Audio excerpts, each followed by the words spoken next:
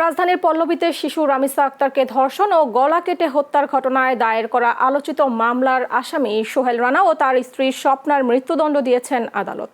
একই সঙ্গে সোহেলকে ৫ লাখ এবং স্বপ্নাকে ২ লাখ টাকা অর্থদণ্ড দিয়েছেন আদালত।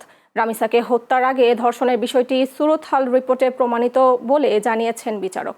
আজ ঢাকার মহানগর শিশু সহিংসতা দমন ট্রাইব্যুনালের বিচারক মাসরুর সালেকিন এই রায় ঘোষণা করেন। রামিসা ধর্ষণ ও হত্যা মামলার রায়ে সন্তোষ প্রকাশ করেছে রাষ্ট্রপক্ষের আইনজীবী এবং রামিসার বাবা আব্দুল হান্নান মোল্লা। তিনি এই রায় দ্রুত কার্যকরের দাবি জানান। এর আগে এদিন সকালে মামলার প্রধান আসামি সোহেল রানাকে কেরানীগঞ্জ কেন্দ্রীয় কারাগার এবং তার স্ত্রী স্বপ্না আক্তারকে কাশিমপুর কেন্দ্রীয় কারাগার থেকে ঢাকার আদালতে আনা হয়। এদিকে উচ্চ আদালতেও এই রায় বহাল থাকবে বলে প্রত্যাশা করেছেন আইনমন্ত্রী মোহাম্মদ আসাদুজ্জামান। দিবসে অনেকে বলতে পারেন ৫ কার্য দিবস, কিন্তু আইন অনুযায়ী ৪ কার্য দিবসে হয়েছে।